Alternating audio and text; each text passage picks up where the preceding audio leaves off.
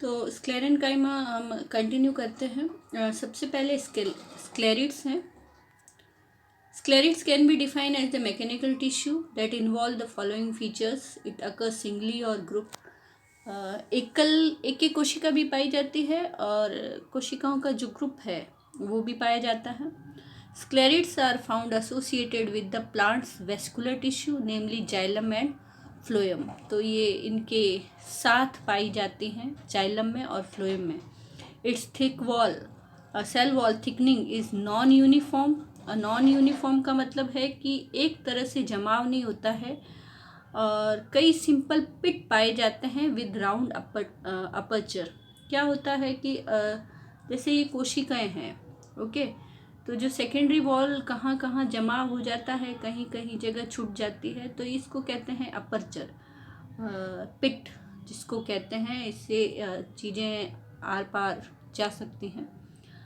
Sclerids most usually comprises of narrow lumen, lumen narrow पाई जाती हैं।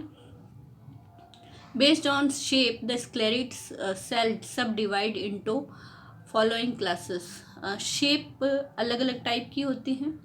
जैसे ये देखिए काफ़ी सारे इसके अंदर वेराइटी है। मैक्रो स्क्लेरिड्स, मैक्रो स्क्लेरिड्स के बाद जो ग्रुप पाया जाता है स्क्लेरिड्स का, उसके बाद ऑस्टियो स्क्लेरिड्स अस्थि जैसी दिखाई देती है। एस्ट्रो स्क्लेरिड्स ये जैसे तारे टाइप दिखाई देती है।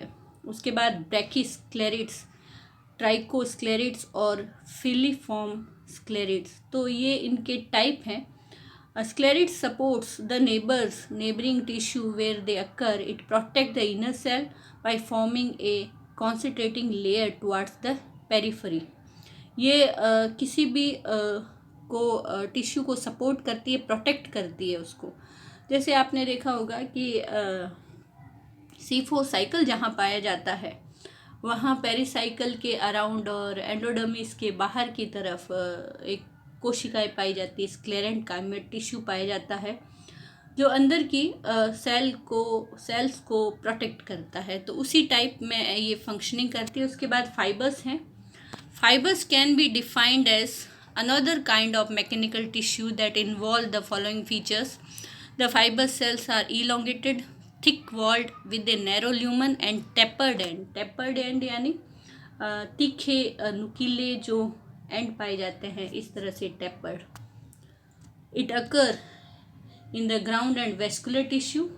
Fibre parenchyma is a cell companion to xylem and phloem. इन दोनों में भी पाए जाते हैं। जो फाइबर्स दोनों में जाइलम फाइबर्स और फ्लोएम फाइबर्स, जो ज़्यादातर जो हमारे रेशे होते हैं उनका इम्पॉर्टेंट सोर्स है। It appears as independent strands और सिलेंडर्स। तो ये इंडिपेंडेंटली भी होते हैं और सिलेंडर फॉर्म में होते हैं। Based on the shape, fibre cells sub divided into 2 following groups. तो फाइबर्स भी 2 प्रकार के हैं। जैसे वो 5-6 शेप के आधार पर थी, वैसे ये भी 2 प्रकार में डिवाइड किए जा सकते हैं। पहला है जाइलरी फाइबर्स। नाम से पता चलता है कि ये प्राइमरी और सेकेंडरी जाइलम के साथ पाए जाते हैं। Originated from the procambium. जो सबसे पहले कैम्बियम बनता है उसको प्रोकैम्बियम कहते हैं। उसने वहाँ से डिवाइड होके बनता है। Where xylary fibre associated with secondary xylem originated from the cambium. जो सबसे पहले बनता है वो प्रोकैम्बियम से जाइलम फाइबर्स बनते हैं और दूसरे जो हैं वो कैम्बियम से अराइज होते हैं। कैम्बियम वो चीज़ है जिससे जाइलम फाइबर्स बनते हैं। लाइक अगर कोई सेल है कैम्बियम की, तो वो अगर जाइलम बना रही है तो वो ऑल 4 टाइप ऑफ जाइलम के जो कंपोनेंट होते हैं, tracheids, vessel, xylem parenchyma and fibres, चारों ही बनाती है। तो इस तरह से ओरिजिन है उनका। It further divide into 2 form like libriform fibres and fibre tracheids. ये भी 2 टाइप में डिवाइड किया जा सकता है। दूसरा है एक्स्ट्रा जाइलरी। एक तो है जाइलम के साथ, दूसरा है जाइलम के बाहर जितने भी फाइबर्स पाए जाते हैं। यह आउटसाइड ऑफ द जाइलम पाया जाता है, लाइक फ्लोएम में, कॉर्टेक्स में, पिथ में।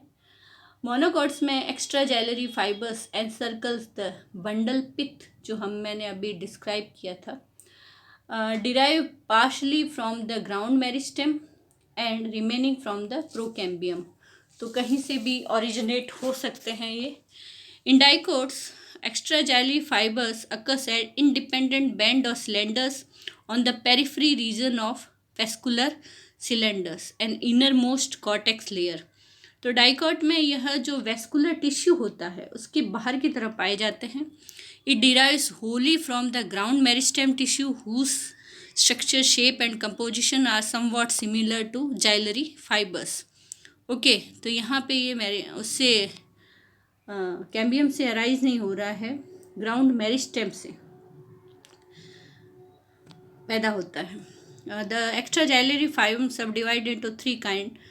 तो जो ये एक्स्ट्रा जाइलरी फाइबर है वो 3 टाइप के होते हैं, फ्लोएम फाइबर्स, कॉर्टिकल फाइबर्स और पेरीवेस्कुलर fibres.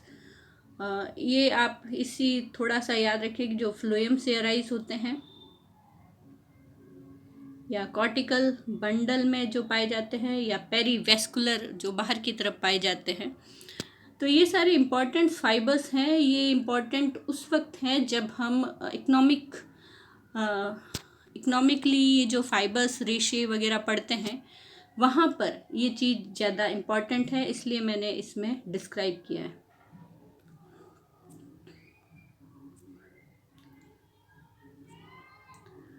Function of fibre tissue. Function है एक तो मैकेनिकल और वो तो हम बता ही चुके हैं। उसके बाद fibre tissue contribute flexibility, flexible बनाते हैं। स्टोरेज सेल भी कहीं कहीं है, जैसे पेरेन्काइमा काम करती है। Protect the tissue, facilitate seed and food dispersal. ये क्या चीज़ है कि आपने देखा होगा कि जब सीड और फ्रूट डिस्पर्जल यानी हमें बाहर की तरफ उनको उछालना हो, तब जो सेल होती है उसमें लिग्निन का जमाव पाया जाता है, हाइड्रोफोबिक। जैसे ही ये कुछ पानी वगैरह ग्रहण करती है, फूल जाती है, और उसके बाद जो सीड है या फ्रूट है वो तेज़ी से फट जाता है। फ्रूट ओके फटता है तो सीड बाहर की तरफ डिस्पर्स हो जाते हैं। ओके, तो यहाँ पर ये यहाँ काम आती है जो थिकनिंग है लिग्निन की। पहले सूख जाती है और जब पानी एब्जॉर्ब करती है तब वो फट जाती है। तो plant fibre help in manufacturing of textile, ropes and strings. ये सबसे इम्पॉर्टेंट है फाइबर्स का रोल। कंडक्टिव स्क्लेरेन्काइमा, और ये पता ही है कि जो फाइबर्स जो ट्रैकरी एलिमेंट्स हैं लाइक वेसल्स एंड ट्रैकेट्स, ये जो वेस्कुलर टिश्यूज़ में पाए जाते हैं, ये वाटर कंडक्शन का भी काम करते हैं, उसके साथ साथ मजबूती भी प्रदान करते हैं। ट्रैकरी एलिमेंट्स मैंने अलग से लिया है कि जो ट्रैकरी एलिमेंट्स होते हैं जब हम उत्तक पढ़ाएंगे तो उसमें हम एक बार पहले से ही देख लेते हैं वो कौन से होते हैं। 2 प्रकार के ट्रैकरी एलिमेंट्स होते हैं। ट्रैकरी एलिमेंट्स मीन्स जो जाइलम में वाटर कंडक्शन का इम्पॉर्टेंट काम करते हैं, जो कोशिकाएं दृढ़ोत्तकी होती है, मतलब जिनका संरचना इस टाइप से होती है। पहला है वेसल्स, दूसरा है ट्रैकेट्स। इसके अंदर प्राइमरी और सेकेंडरी लिग्निफाइड सेल पाई जाती हैं, दोनों में ही पाई जाती है, प्राइमरी और सेकेंडरी जाइलम। और मोस्ट एफिशिएंट है वाटर कंडक्शन के लिए, जिसमें ये आराम से एक कोशिका से दूसरी कोशिका में वाटर मूव होता है। Most specialised kind of tracheary element है। Size is smaller than the tracheids. Okay, तो वेसल्स और ट्रैकेट्स। वेसल ज़्यादातर क्या होता है कि इनकी कोशिकाएं इस टाइप की होती है, सिलेंड्रिकल, ओके, मोर डेवलप देन ट्रैकेट्स। और जो ट्रैकेट्स है, ट्रैकेट्स में क्या होता है, थोड़ा सा टैपरिंग एंड होता है और इलोंगेटेड शेप में होती हैं। फिर ऊपर वाली भी इस तरह से, जबकि वेसल में जो घर पे नली होती है उस तरह से एक कोशिका दूसरी कोशिका के ऊपर नीचे होकर एक ट्यूब जैसी संरचना बना जाती है जो ज़्यादा एफिशिएंट है।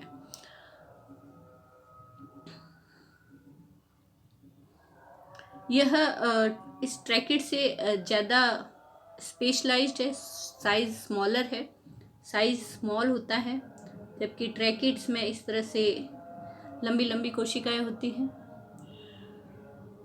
सेल टू सेल जुड़ी हुई होती हैं, एकदम वर्टिकल रो में, सीधी लाइन में। One of the characteristic feature of vessel element is that it solely participate in the conduction of water। और जो वेसल्स होती हैं वो सिर्फ पानी के कंडक्शन का काम करती है। ट्रैकिड्स क्या है? ट्रैकिड्स भी जाइलम का ही पार्ट है, इसी टाइप की कोशिका होती है, थोड़ी सी संरचना में बदलाव होता है। Tracheids are common cell in xylem that appear to be spindle shaped और elongated with the tapered end. मैंने आपको बताया है इलोंगेटेड होती है, ओके, टेपर्ड एंड, तीखे कोने वाली। इसका काम कंडक्शन का भी है और सपोर्ट का भी है, दोनों काम है, जबकि ऊपर वाली सिर्फ कंडक्शन का कार्य करती है। और कॉमन फीचर दोनों का ये है कि दोनों में सेकेंडरी वॉल थिकनिंग पाई जाती है और इसके अंदर एन्यूअल्स रिंग्स पाए जाते हैं। आपने ऐसे देखी हो तो जो थिकनिंग है वो इस तरह से रिंग्स में पाई जाती है। Having a high surface to volume ratio that is one of the characteristic property of tracheids which protect the plant from the air embolism और वाटर स्ट्रेस। इसमें कहीं कहीं थिकनिंग जहाँ नहीं पाई जाती वहाँ पे पिट भी पाए जाते हैं। तो कभी कभी अगर वाटर कंडक्शन के बीच में एयर आ जाता है तो एयर वहाँ से दूसरी जगह शिफ्ट हो जाती है और वाटर कंडक्शन आराम से ऊपर की तरफ होता रहता है। जैसे कैसे कभी कभी पानी की मोटर जब हम चालू करते हैं तो उसमें भी एयर आ जाती है और पानी ऊपर नहीं जा पाता। तो इसमें एयर को निकालने का रास्ता जो है ट्रैकिड्स की तरफ से है कि इसमें जो थिकनिंग है, जहाँ जहाँ थिकनिंग नहीं है वहाँ से एयर ऑटोमेटिकली बाहर की तरफ निकल जाती है।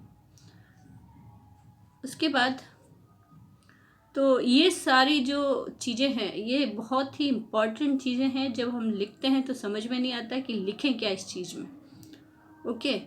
तो ये सारी जो PDF है मैं आपको सेंड कर रही हूँ, आप इससे नोट्स बनाएं और अच्छी तरह से हिंदी में लिखना चाहें तो हिंदी में चेंज कर लें, okay. Thank you very much.